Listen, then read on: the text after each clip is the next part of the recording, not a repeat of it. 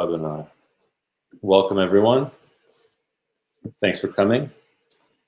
This is our first Sameroom seminar webinar. Hopefully it's going to be a great success. I'll try to keep it short, like 30 minutes max, and we'll do 3 parts. I'll talk about some of the new features that we either just launched or will launch very soon. And then we'll cover the topic, which is direct messages with Sameroom, and then we'll answer questions. There's so far one question. If you'd like to add yours or vote for this one, feel free. Okay, so some of the new features that we're working on. The biggest feature that's coming out very, very soon is security. And hold on one second.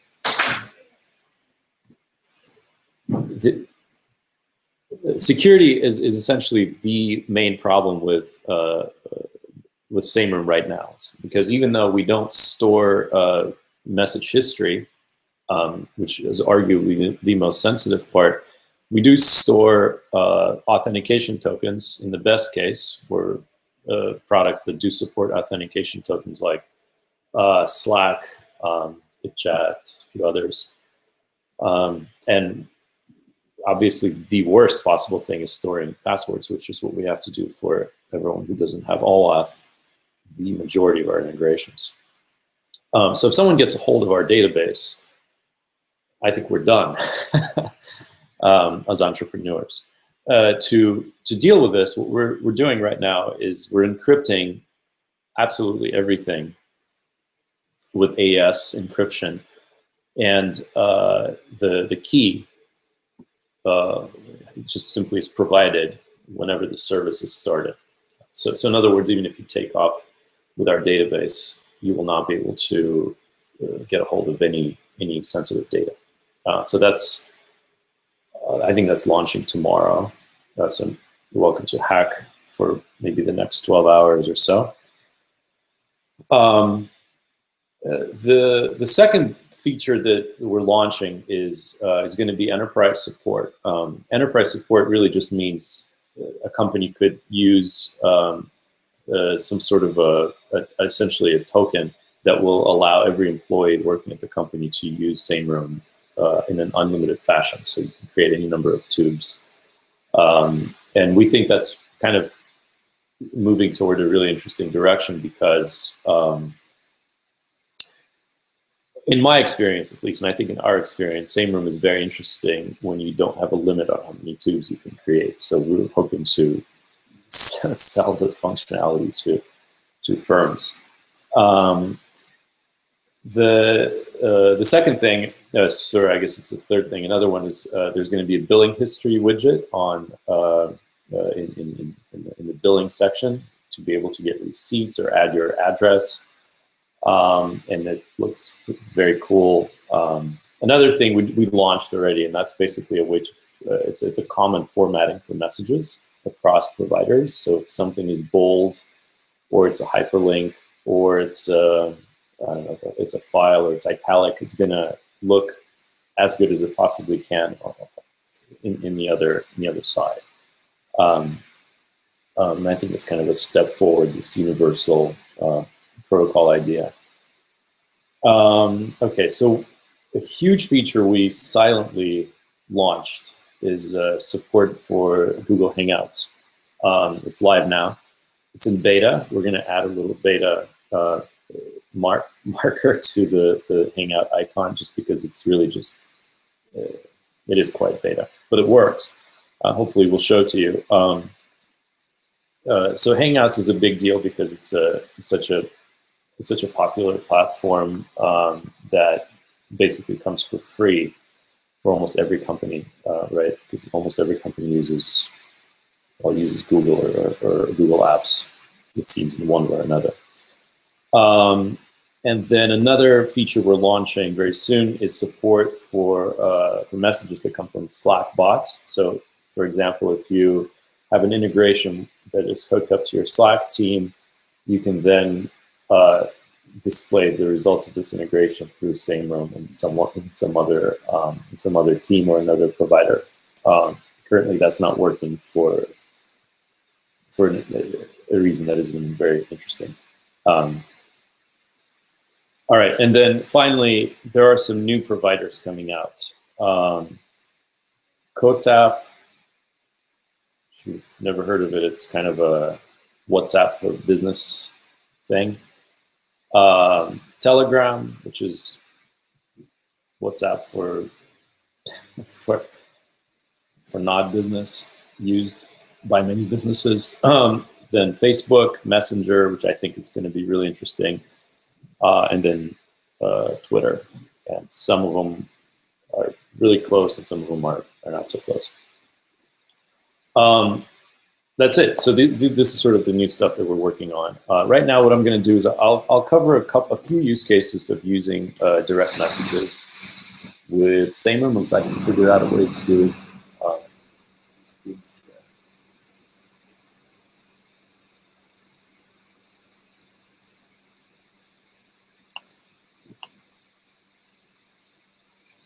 You have to look at every single button.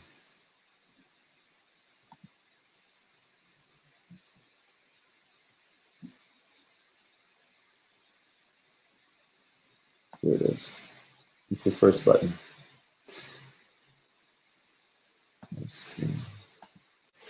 All right.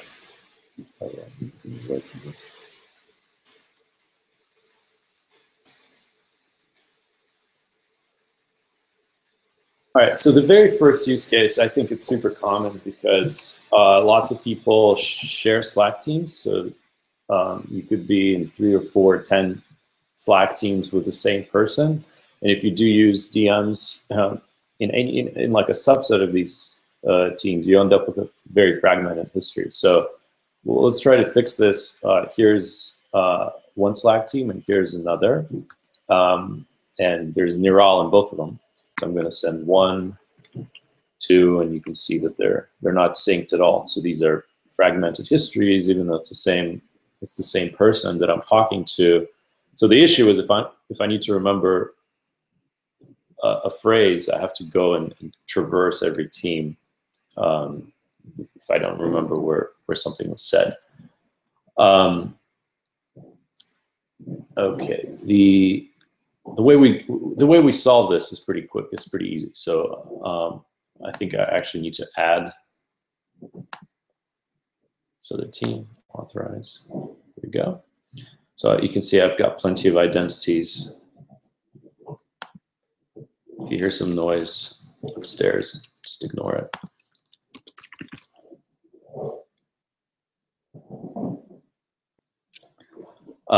You can see the search takes forever. It's unfortunate. We are going to fix this. So I'm syncing these. I know Neural actually in 3 different teams, but I'm going to bridge the 2 that we're looking at. 1, and then we're going to perform the same search for side B. If the developers are looking at this, note how long it's taking. And then this is going to be. Here we go. So this is the 2. And again, this is new functionality, right? So we weren't supporting direct messages in the past. Now if I say 1, 2, these things are perfectly synced. You can keep, we can take a look at what this map looks like. Sameroom map. Go. So we can see that there's essentially a tube. Great. So that's kind of one use case. The other use case is I actually know Neural through like more platforms than just Slack. We also talk on Hangouts because it's easy. So since we have Hangout support, let's add, let's create another tube. So I'm going to pick one of these Slack teams, say this one, and I'm going to connect to Hangouts. Okay, so now now we've got this whole thing connected. Let's try this. The map looks a little bit different. So now it's 3 DMs that are connected together. And here's our Hangout. Now it is. It may not work right away just because it isn't beta. It will eventually.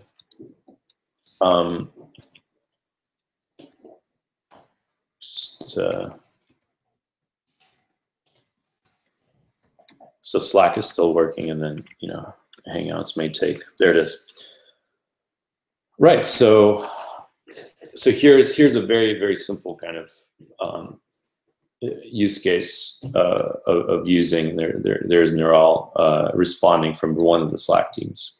Right. So it's actually really a great feature. The way I think of it is kind of like Dropbox for direct messages. With Dropbox, you have 3 computers, and it doesn't matter where you place your file; it will appear in all of them. So it's kind of the same thing. So the third feature here is the second way of using this feature is kind of esoteric, but it may be useful. For example, I know Neural, and I need him to talk to Peter as well, right? So what I'm going to do is I'm going to take Neural's direct message, and again, one of these Slack teams.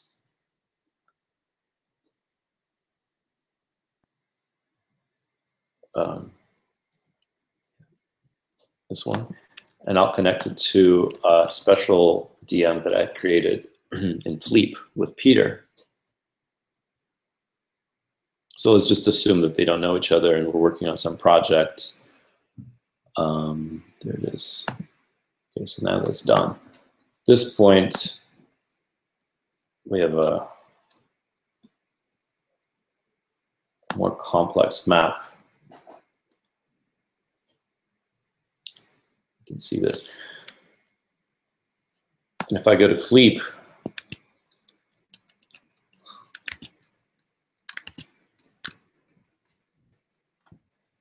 there it is. And what happened was some of the old messages were replicated into this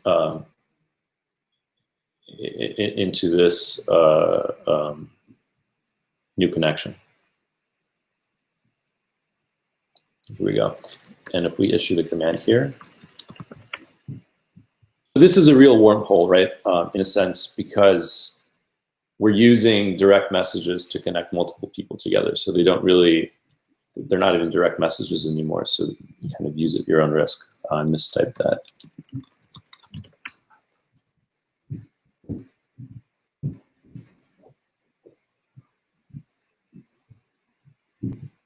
This takes a little while. There we go. All right, and then essentially that's kind of this particular demo. Let's go back to Hangouts, make sure it works. Here's Peter. He didn't say anything, but maybe he will. Peter's listening. Maybe he'll reply, and then you'll see that this is it's a little trippy. All right, and then finally the final use case that I actually use quite a bit is this idea that I'm actually connected to multiple people through products that I don't use very much. So one example is Gitter. So in Gitter, I'm connected to the CEO of Gitter, Mike, and I don't really open Gitter that much because it's just not part of my workflow.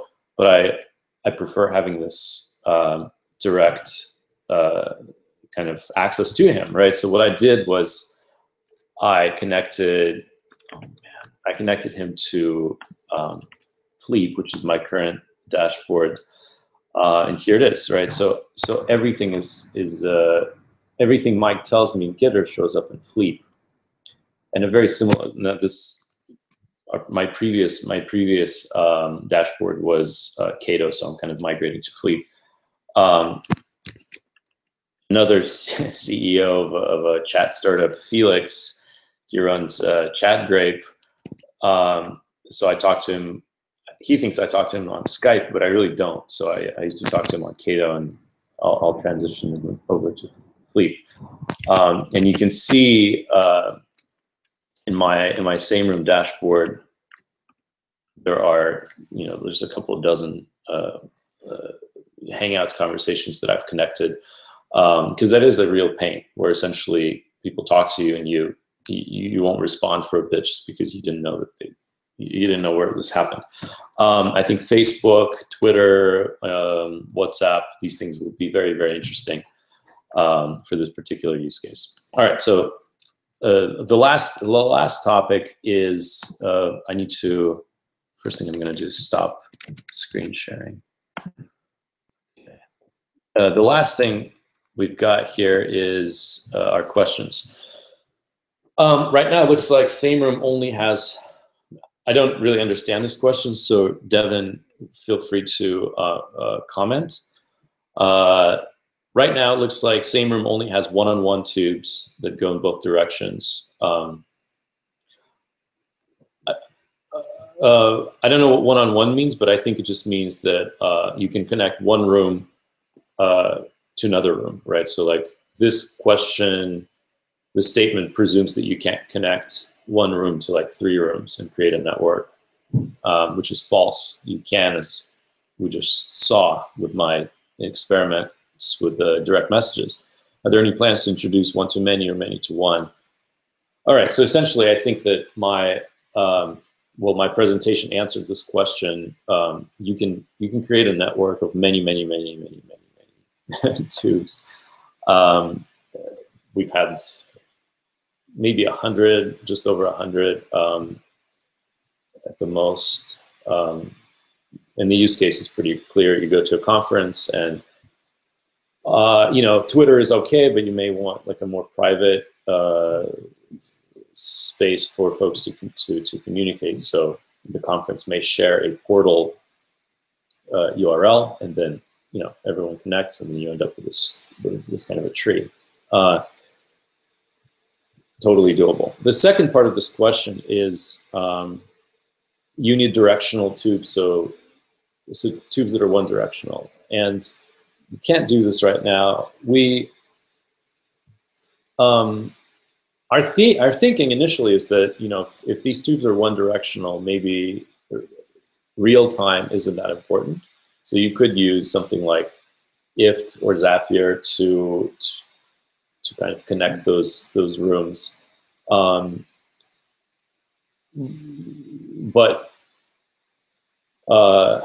But then again, we've seen a few instances where it may be useful, and the instance is like, let's say there's some kind of a conversation going on in a group setting, and you need the ability to talk about this conversation in line, right? So someone said something, you want to comment about this.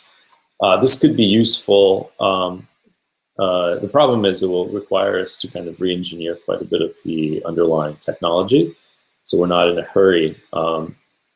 What we're doing, I think, is collecting use cases. So if you have an idea of where this could be very useful, just let us know, and then we'll think about it harder. All right, so I think that's it.